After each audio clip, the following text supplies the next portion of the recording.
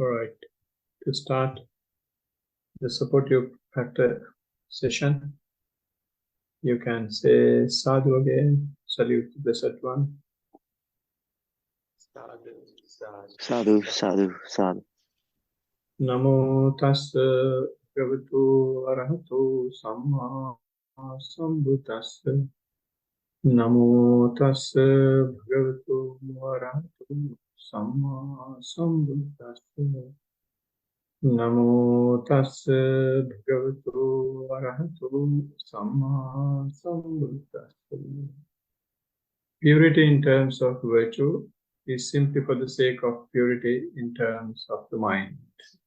Sadhu, sadhu, sadhu. So dear friends, after about 1.5 hours of practice, we usually on Tuesdays have the habit of which we call supportive factors, as the Blessed One has recommended. And it's the recommendation of the Blessed One that we have got to support the practice with 5 things. Of those, two are listening supportive factor and the discussion supportive factor. So for that, today, the 5th September, we have selected this discourse. I mean, not just today, we have been discussing it for a few times now. The discourse is Relay-Chariot discourse, where the Blessed One asked the monks whether there is any teacher who is modest, who is contented, who is secluded, who is unentangled, who has the aroused perception, who has the discernment, who has the release, who has the knowledge and vision of the release. And not only that he has it, he is able to advise others, promote others, and encourage others to do the same. So then the monks say, yes, there is one, and his name is so-and-so, Punnamantani Putta. And when Pante Sariputta, Venerable Sariputta heard this, he gets a thought that he should go and meet this particular monk who is praised so much by the disciples so that he can be encouraged further. And then when the two meets, and there is an episode in meeting as well, as we discussed last time, he just follows Venerable Punnamantani Putta and then gets an opportunity to see him. Not that he whistles and clap and shout at him and ask him to wait and then talk. That's how we do it if someone is going before us. But Venerable Sariputta didn't do that. He was just very calmly and quietly following him and then was waiting for the right opportunity. And then the discussion starts straight to the point. Are you living this holy life under the Blessed One? Then the Venerable Punnamantani Buddha says, yes, I am. Then a series of questions comes from Venerable Sariputta. To all of them, Venerable Punnamantani Buddha says no. So the questions coming from Venerable Sariputta are whether he is living the holy life for the purity in terms of virtue, or we can call it purity in virtue, or whether it's for the purity in terms of the view, or whether it's for the purity in terms of overcoming the perplexity, or whether it is for the sake of purity in terms of knowledge and vision of what is and what is not the path. And then he's asking whether it is for the purity in terms of knowledge and vision of the way, how you go about it. And then the last question is whether it's for the purity in terms of knowledge and vision. So all these questions, the answer is no, my friend, no, my friend, no, my friend. And then Venerable Sariputta asked if he from our own terms, why the heck are you doing this? And then Venerable Punnamantani Buddha says, it is for the total unabiding without clinging. And then again he's asking the same question relating to total unabiding. And he's asking, is total unabiding? Just for those who don't know what total unabiding is, it's complete eradication of the birth, and that happens only when you, or let me put it this way: it's complete eradication of the clinging. The complete eradication of the clinging happens only once you pass away after attaining the arahantship. So once you attain the arahantship, until such time you pass away, you will have to maintain the 5 aggregates, which is this body, physical process, and the mental process. To do that, you need certain things to be done. So there will have some sort of activities that will be taken to maintain. But once you pass away, after arahantship, it's total unabiding, and there is no birth, there is no clinging, there is no 5 aggregates. So he says, I live the holy life to go for the total unabiding. And then Venerable Sariputta is relating total unabiding to the questions he asked. He's asking whether purity in terms of virtue is total unabiding. He's asking whether purity in terms of mind is total unabiding. Whether purity in terms of view or is overcoming the perplexity, is the knowledge and vision what is not the path, or is knowledge and vision of the way total unabiding, is the knowledge and vision of total unabiding through lack of clinging, is knowledge and vision total unabiding. So he's asking all these questions once again, relating that to total unabiding. And then he's asking another question, is total unabiding something else other than this? Then again, the answer is, he says, no. If the Blessed One is saying total unabiding is any of these things that you mentioned, then in all these stages, clinging has not been completely eradicated. Clinging is still there. So when the clinging is there, you can't say that it is total unabiding. So therefore, my answer is no. So then he also says, if there is anything other than these things, then it is only run-of-the-mill person or unlearned disciple, and they have no clue of what we are talking about. So then Venerable Punnamantani Buddha says, okay, let me give you an example and explain what I am referring to. Then he says, just suppose the king wants to go to a town which is, and just can't take one chariot, go to one town, and then from there another chariot to the next town. Likewise, he goes to the destination. Once he reaches the destination, someone will ask, did you come by this chariot? It is yes and no. It is yes because part of it is from that, but it is no because majority is from another, from the others. So likewise, so all these are interrelated and all these are helpful, but you can't say, taking these things individually, that they are the way, that there is the path and this is what it is. Then he goes on to say the particular stance I mentioned at the beginning. Purity in virtue is simply for the sake of, we started last time when we met just to discuss a little bit of virtue, and in fact what we discussed was what virtue is, and we related that wisdom, taking the example, or rather taking that one of means had. We are going to discuss it more about when we talk about virtue for lay people, observing the 5%. So its fundamental objective is to restrain your physical and verbal activities. Restrain in the sense you do things that others will not be hurt. You do things that you don't like others doing to you. So if you refrain from such things, then it is considered virtue, or it is considered no moral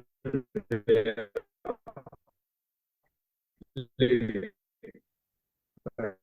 When we see the current society today, we are completely bogged down in the sense play, and entire systems, all our decisions, all our actions are based optimize our sense pleasure, the party, physically or mentally, very directly related with the physical and mental faculty. So when we look at the things that are happening simply around us, we can understand that in our workplaces and sometimes within ourselves, we do things that others don't like. For example, in a society like Australia, Excuse me, Doctor. yes. Sorry, it's very poor, the internet connection. We're just going to turn off our video from this side to see if it improves. Yeah, I'll turn off mine as well then. Anyway, so if fishers come out and say going hunting human beings is a hobby, what are we going to do? Something that we do to others, if they do to us, how we feel. And that is all because of we are simply governed by sense pleasure. And it is not only that. And you know, countries like South Africa, killing life. Can you hear me? Yeah, it's working. Yeah, I can hear now. Okay, right. Okay, sorry about that. These things happen. And compared to sense pleasure and living non-virtuous life, if we renunciate or if we come out of the sense pleasure, it is going to go completely the opposite direction. The opposite of sense pleasure is renunciation. So when you renunciate, what you do is now, say, for example, the few hours that you lived in the temple or practiced at your own home, what you did was you were not involved in the sense pleasure at all. You were just doing a simple walking practice and sitting practice. And during that time, you didn't do anything verbally or physically harming anybody else. So therefore, that is the practical virtue. You observe, of course, when we start the session that we will refrain from this and we will refrain from that. But unless your way of living doesn't support it, then it will be just utterance of words only and no practical application. So for the practical application to happen, and you should engage in these type of activities where you are more involved with not activities involving sense pleasure, and you satisfy only the sense pleasures for the required for the survival. It's not to maximize sense pleasure, going for 100 parties a week and then drinking as much as possible, taking drugs as much as possible, right? So for us to do this, we should have the right frame of mind. We call it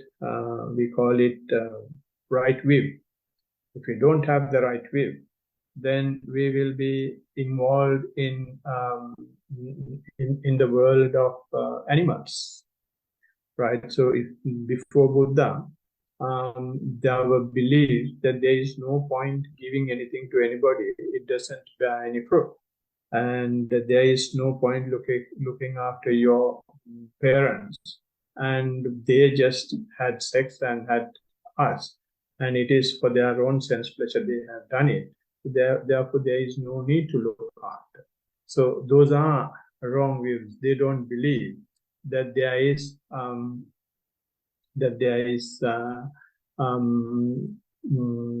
reaction for every action. They don't believe that there is cause and effect relationship. They don't believe that there is karma. They don't believe that there is dependent origination. So since, of course, before coming to dependent origination, they will have to simply believe that any action will have a reaction. If you do a good thing, you will have a good result. If you do a bad thing, you will have a bad result. Of course, you may not be able to straight away verify that, but that is the nature. That is what you mean by nature. For good action, and they will have good result. So therefore, so long as the society is filled with wrong views, and you will have only non-virtuous people only.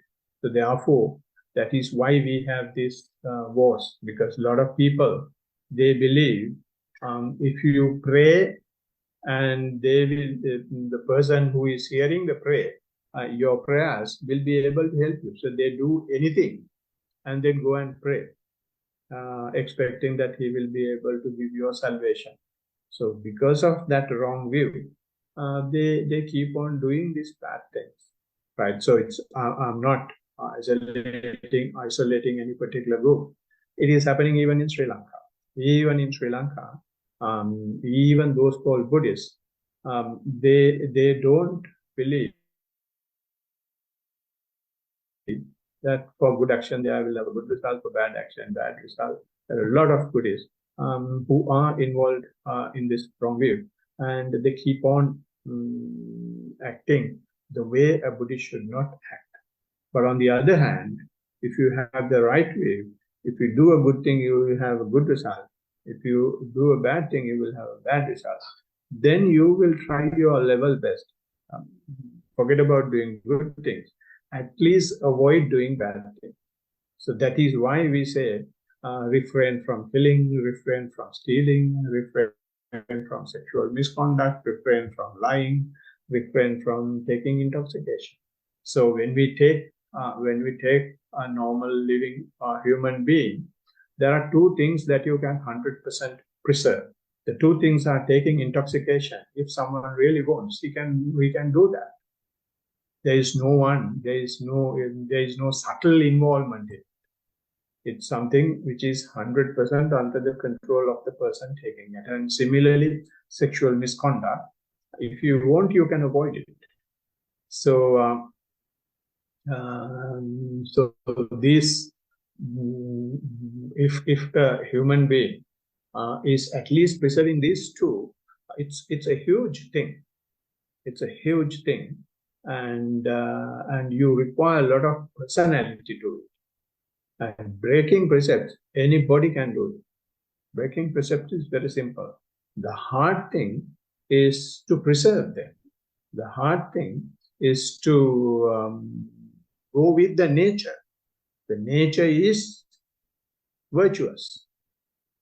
The going against the nature or the artificial situation is being non-virtuous, right? So when we were born, we were pure, and when we grow up only, we are getting into all these bad habits. That is, we start going against the nature.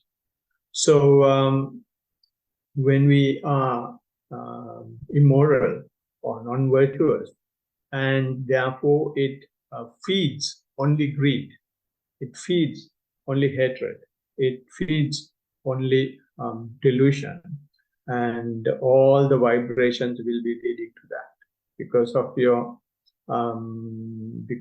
your unsatisfied sense pleasure. You keep on accumulating as much as possible, misappropriating each and every body possible, misappropriating each and every one as possible. And then If someone is trying, or if someone is opposing that, then they will have a huge hatred that is coming out. And all these things are happening because of your simple delusion that that cause and effect relationship is not there. So therefore, on the other hand, if someone is virtuous, he will have limited greed, or he will be without greed for those thought moments.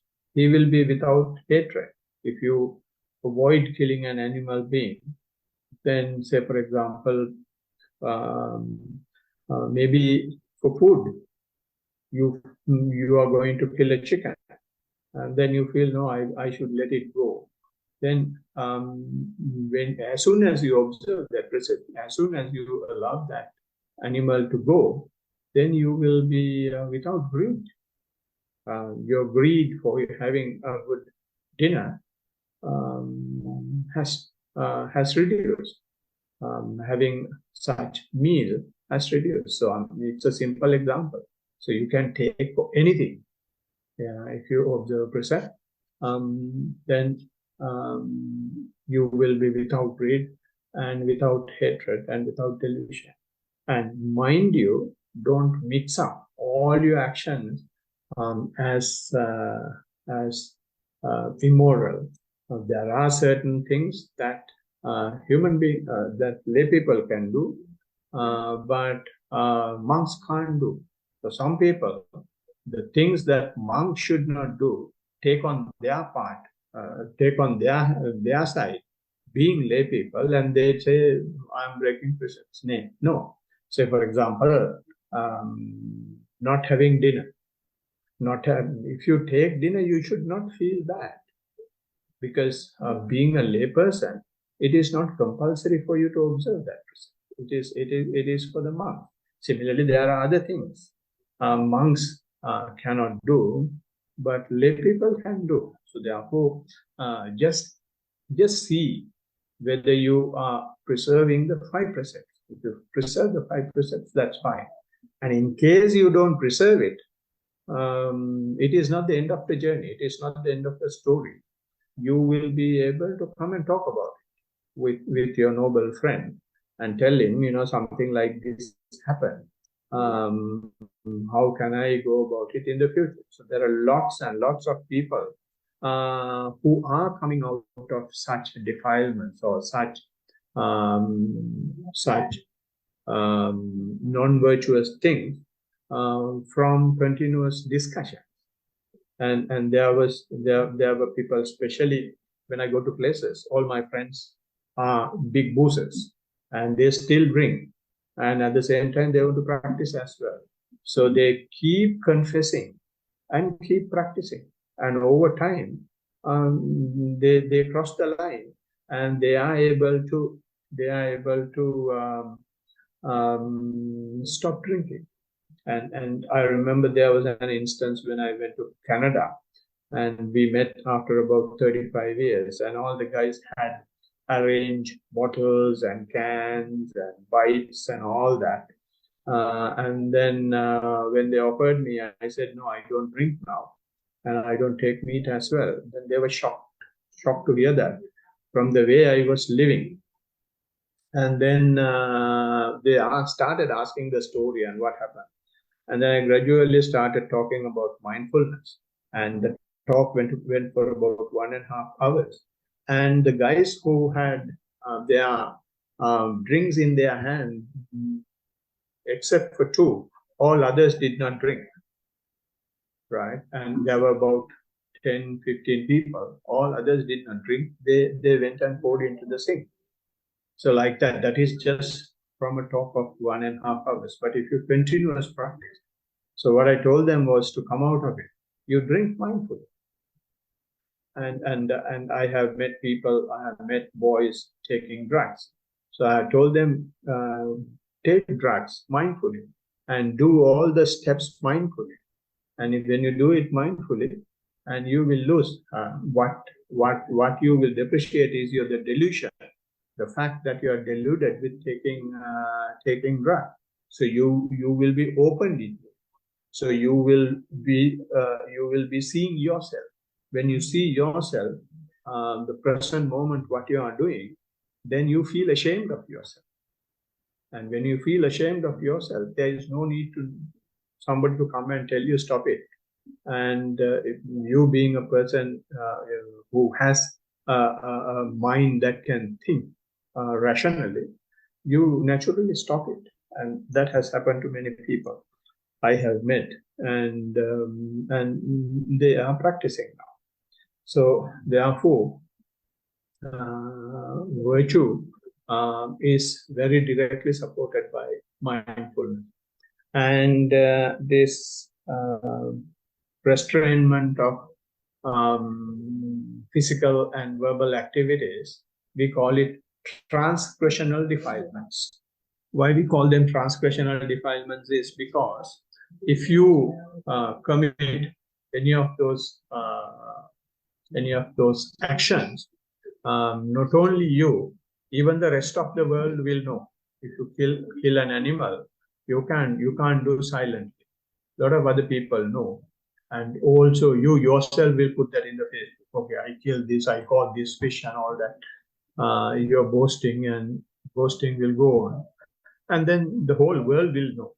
If you do very serious thing, we don't know to what extent it's true or false. Irrespective, I'm just taking that as an example. What happened in Kisbaro Temple? Now the whole community knows because it went onto the papers. So these are transgressional defilements. If you do something, if you commit something, you can't hide it. At least one other person will know it, right? So therefore, those things are called transgressional defilement because you cross the line. You transgress. There is a red line that the society has accepted as good behavior, and you cross that line. So when you cross that line, you call them transgressional defilements, and it is not the line that you decide. It is not the line that the society decides. It is the line that is applicable in the nature. What is applicable in the nature is as good is something that you do to yourself that you don't like others doing to yourself. So that is the criteria to decide what the line is, right? So therefore, transgressional defilements, you will know as well as others will know. So that can happen only through your physical and verbal actions. So if you restrain from physical and verbal action, you will not cross that line. You will not make any transgressional defilements. So if you don't make any transgressional defilement, you will be with the nature, you will be with the brightness that you are possessed at the time of your birth. And not only that, anyone who is involved in transgressional defilement will have 4 fears. The first fear is the most dangerous one. If you do any transgressional defilement, suppose because of your power, because of your position, because of your money, you can hide it. But if you have any transgressional defilement, you can't hide it from yourself. So you have the self-blame consistently behind you, and you will have to live with it for whole of your life. You may have hidden it from the rest of the universe, but you will have fear of self-blame, which we call attanuvada bhaya. And also there is the next one is paranuvada bhaya, which we call fear of blame from others. Fear of blame from others means if you commit any of these transgressional defilements, or if you don't restrain yourself from any of those things, the society will start blaming you, the blame from others. So they will say, oh, so and so is a murderer, so and so is womanizer, so and so is heavy boozer, so and so is a liar, and all sorts of things people will start telling you. So you will get the blame from others also. You will have to live with that as well. And then the next one is fear of punishment, right? So if you do something wrong, definitely you will have to go to court. And if you are found guilty, then you will have to go to jail, or you will have to pay the fine, or you will have to do both. So therefore you have the fear of punishment as well, which we call dandabhaya. And then the last one is Duggatibhaya, which is the fear of hell. So at the end of your life, and if you have been committing those things, and there is a great possibility, unless you take necessary action to rectify, there is a great possibility your next birth is going to be a bad one. So you will go to hell, and which is another existence, which is very unpleasant existence. So so these four fears will not be there if you become virtuous. You will completely get rid of these four fears. So therefore, by practicing mindfulness, you will be able to gradually come out of it. So when you practice mindfulness, when you do your walking, when you do your sitting, you don't do any of these things. You don't kill animals. At least when you are walking, someone may argue while we are walking, we may step on ants and they may die. I mean, you are not killing.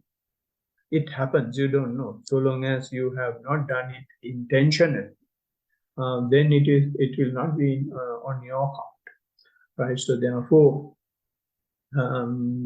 while walking, you don't kill any, rather while practicing mindfulness while walking or sitting, you will not kill anything. Of course, your mouth is shut, so you don't lie, and you are not stealing anything because you are just walking up and down on a selected path, or just sitting. Of course, there is no sexual misconduct, right? And you are not taking intoxication. So all 5% are adhered to when you do your walking and sitting. So do more of those things. So you will be more and more virtuous. So you more and more on the path. So this is how, and this is what virtue means. And for you to do that, it doesn't matter whether you have not been non-virtuous. Whether you have been non-virtuous. So if you have been non-virtuous, it is not necessary for you to become virtuous and then come and start the practice. No, that is not what the Blessed One says. You can be any bad person. And Blessed One says, I'm not going to throw stones at the sinner. I'm getting all these guys and I'm recycling them and putting them into the society. And to recycle them, his recycling plan is mindfulness. So he's using mindfulness and give people the opportunity to see themselves. And then when they see themselves, then they will be able to see alternative way of living, non-virtuous way of living, or living more with walking and sitting practice. So they see walking and sitting practice gives more and more and more peace of mind, less friction. Then they will, if they are rational, they will select the best option. So that is what mindfulness is doing. So if you go a bit more further, and in this particular paragraph I selected, it does not talk about virtue. It talks about purity in virtue. Sila Visuddhi, we call it. So if you, purity in virtue is very important. Why it is important is when people talks about virtue, people are trying to be 100% virtuous. You don't do any of these things anytime at all. So that is not purity in virtue. That is a wrong view about virtue. So what Blessed One, or not the Blessed One in this case, what these great Arahants are talking about, of course, even the Blessed One has mentioned that, what they are talking about is the purity in virtue. So when we talk about purity in virtue, it is not that 100% adherence to, 100% adherence to mm, restraining from your physical and verbal activities. So for purity in virtue means, as we discussed last time, it is the connection or the development of wisdom. So for the development of wisdom, virtue is necessary, and that is what the Brahmin, Sonadanda Brahmin, told Venerable, told the Blessed One, Silavantasya Panyo, Panyavantasya Silo. One who is virtuous will be wise, one who is wise will be virtuous. Natti Silo, Natti Panyo. If you are not so, you will not be wise. If you are not wise, you will not be virtuous. Or it's simple as that. So, therefore, when you look at the society today, when you look at the world today, we can see how many wise people are. So the Blessed One has said, these are the great teachings of a Buddha, virtue and the wisdom. So if you want to go for the wisdom, it is not necessary for you to be 100% perfect, pure person, but you can be impure person, but you will get purified every moment you practice, and you will be more virtuous. When your virtue become more, and when the time, the duration that you don't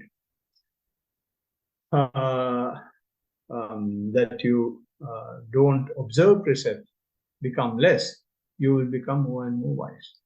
And the other thing that is required in the purity is when you become virtuous, your remorse or repenting will gradually get minimized.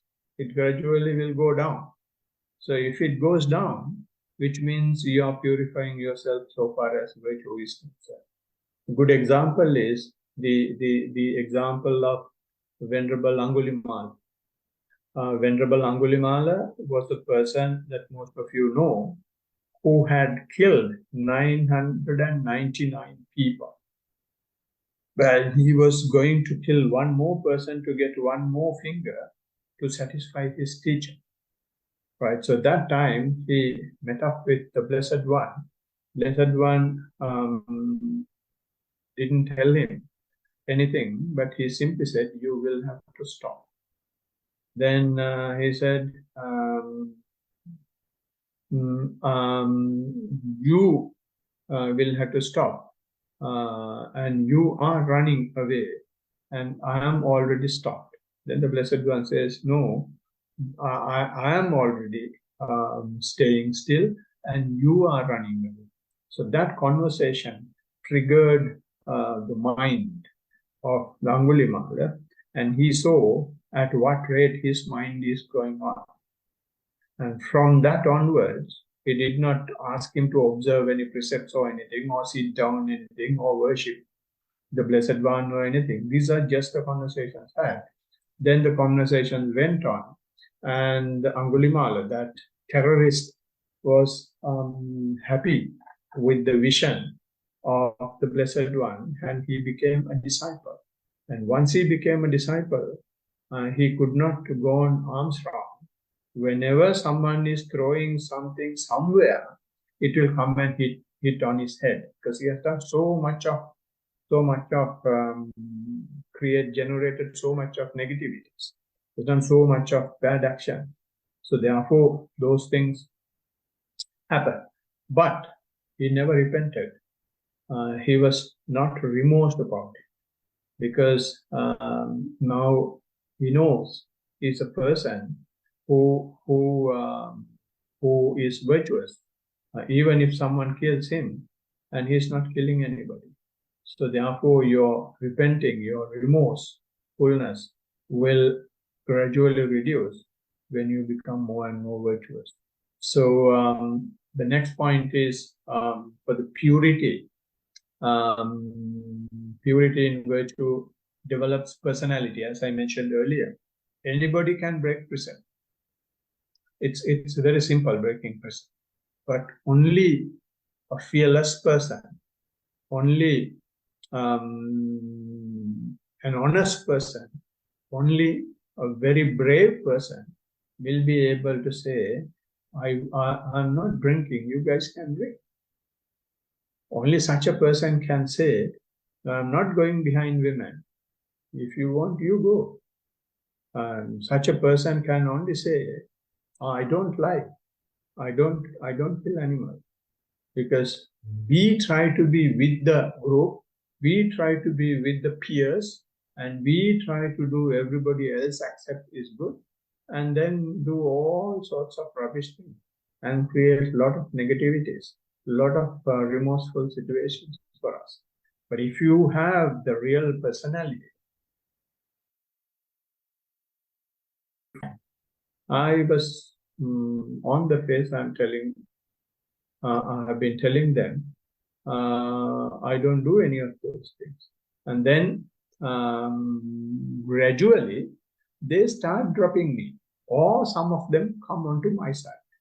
So there are a lot of examples of that.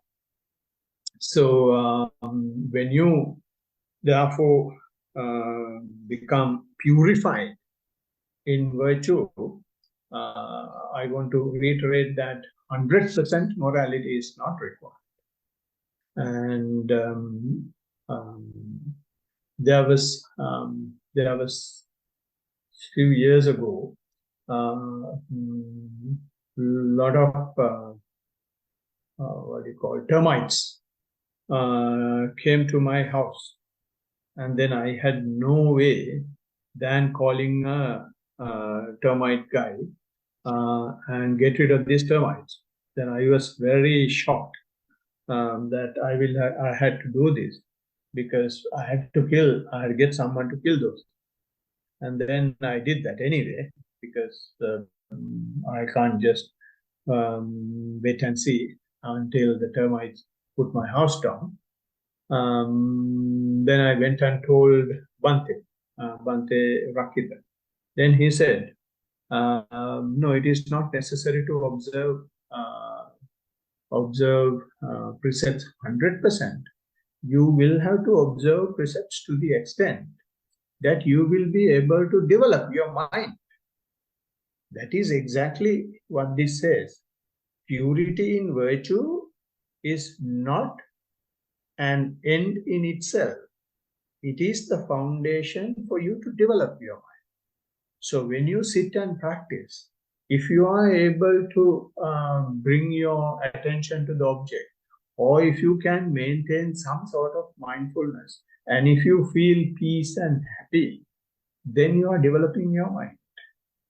So therefore, the verification that you have to see whether you are virtuous enough to sit and practice only.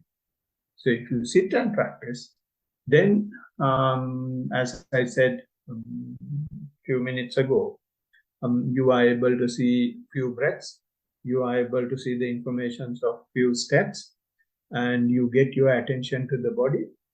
You're gradually into the purification of the mind. You can come to the purification of the mind only when you are purified in your physical and verbal activities. So therefore, 100% purification is something that no living being can do. No living being can do. You may be a vegan, you may be a vegetarian, but how many animals are being killed to grow vegetables? How many animals get killed even if you do it without what you call chemicals, what do you call it, organic. When you plant and when you take them out, when you harvest them, still animals get killed. Or sometimes you will have to kill them because animals, when there is good crop growing, they will somehow or other come. So when they come, you will have to do something. At least you will have to throw some soap water.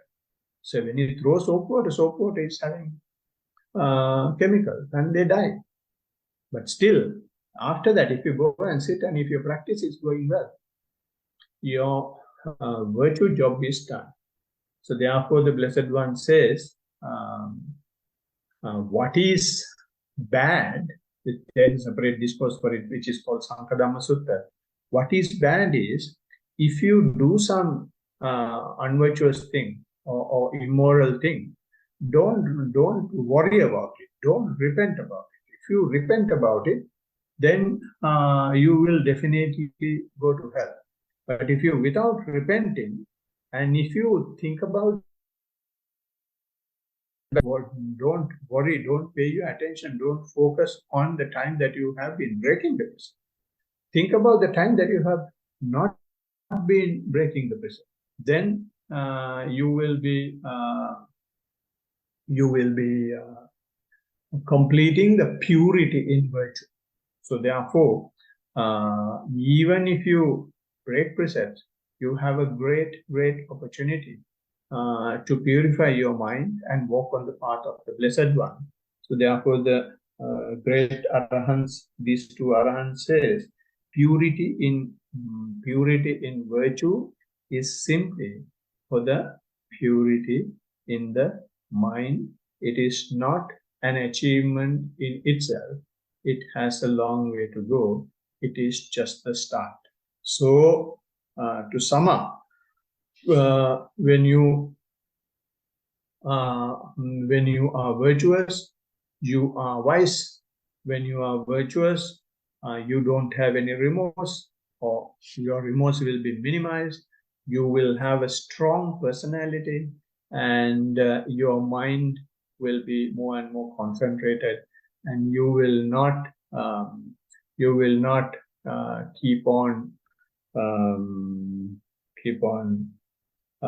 thinking more about the bad thing that you have done. You will be thinking more about the more time that you have spent without doing bad things.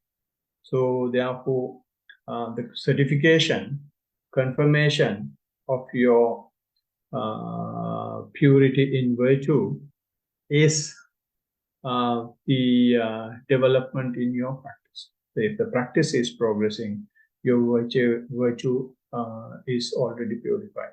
So I wish all of you to have a very good practice. With that, virtue is confirmed. So with that, I'm going to conclude the session. Thank you very much for listening. We can take a few questions if you have any. Can you all hear me? Yeah, we have a question. Yeah, Bhante, there's a little bit of a line connecting and disconnecting, and I also listened to that Sirasa Dharma talk as well. That's very good, but unfortunately, broadcast stopped like a middle of the session, and it didn't come back for me. I don't know what happened, but regarding today's session, it's a virtue and wisdom. No, this is virtue. something. Not virtue. Go on. Yeah, this is something like it's coming up to like because if you do something, it's not like early. Like if you even think something wrong, or it's still you do some stuff even with knowing it's wrong, because just sake of enjoyment or to enjoy someone else. Like, for example, a friend who having a drink and yeah, it's very bad if I don't get a drink, and kind of it's a social thing. Give million reasons to Yeah. do it, and then regret comes. I mean, just Yeah.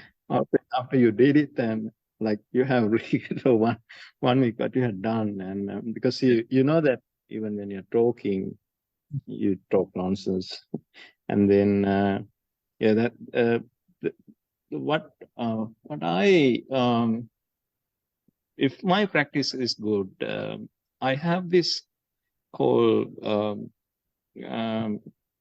mindfulness sense, like it's like a sati indriya. Like if I'm a good, like it travels in front of me, and trying to avoid that kind of situations. For example, if there's an ant, and even if I seen it, like I try to avoid it, not to kill it. And during a walk or every time, that's what I said. Look, if there's opportunity to save life, or if there's opportunity to not to tell lies, every single instance you try your hardest, and sometimes things happens without, sometimes your mouth tells rubbish, even you don't have that filters or anything, like I don't know, it just happens.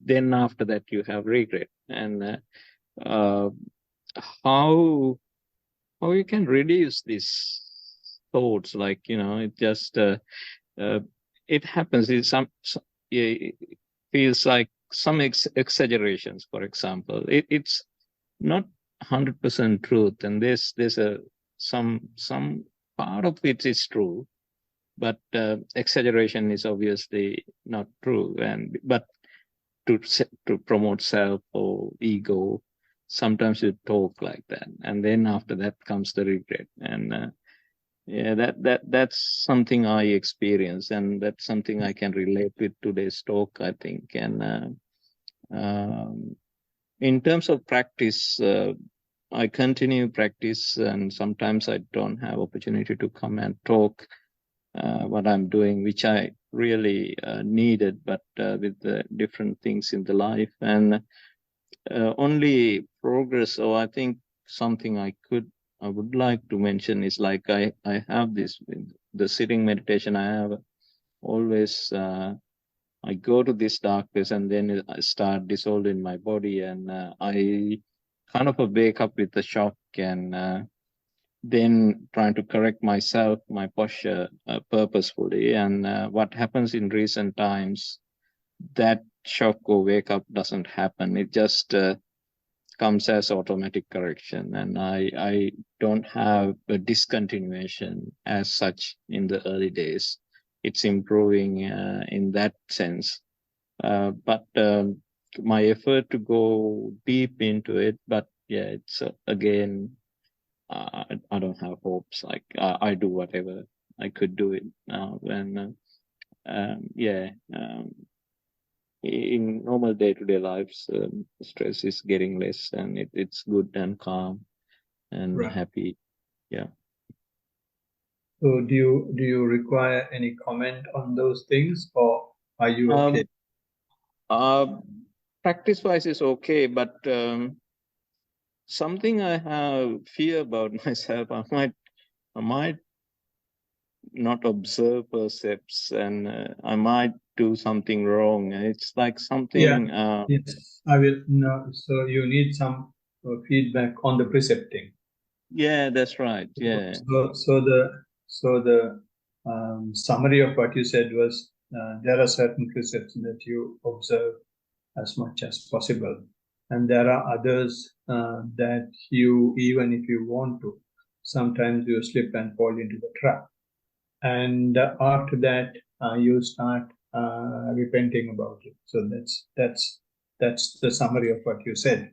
So number one is knowing that you are breaking a precept is a good thing or a bad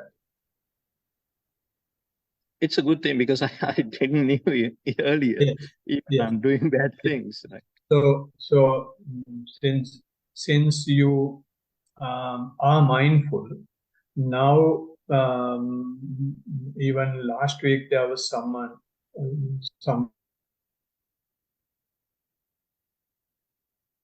wrote something like that, but it is this, and it was not a breaking of a precept, but he has put that into the category of breaking of precept. But in this case, in your case, number one, since you are mindful, you are aware of now what is going on. So now you are ashamed of yourself. So the purification process has started, and it is working for some, and for some it is not working because you are more involved with them. So therefore, is this something to be happy or is this something to be unhappy? Our mind is always will be repenting about it, will be worrying about it, because that is how the mind can survive. So now we will have to, that is the last point I discussed. You don't drink 24 hours, maybe 1 hour, maybe 1.5 hours. You don't lie 1 hour. You have 23 hours without lying. So you worry about those few minutes that you have exaggerated something, or that you have told something that has not actually happened, or told something just because you want to stay up above on top of everybody else. So, but you are aware. So when you have done those things only for a very short time, and most of the time you have not done that, our mind is trying to take us to the dark. But mindfulness, what it says is now see what your mind is saying. And mindfulness says, once you see that, I have also been, I have the other side as well. So the other side, 23.5 hours, I have not lied, I have not exaggerated anything. So about 22 hours, I have not been taking any intoxication. So 22 hours, I am good. Only just 1 or 2 hours I was bad. So be happy for two things. One, you are aware and you are ashamed that it is happening. So that is something to be happy about. And number two, most of the time I don't do any bad thing. So I'm happy about that. So therefore, this mindfulness, of course, it shows your mistakes. It shows it surfaces your defilements. But seeing the defilements, seeing the problem in itself is the answer. So therefore, those are not things that you should worry about. Those are things that you should be happy about. Unless you are mindful, you will never see these things. You will keep justifying these things. And other people who drink with you, they may keep still justifying. But you, although you take 1 or 2 beers with them, now within yourself, you know that you don't want to do that. And gradually, you can come out of it. Drink it mindfully.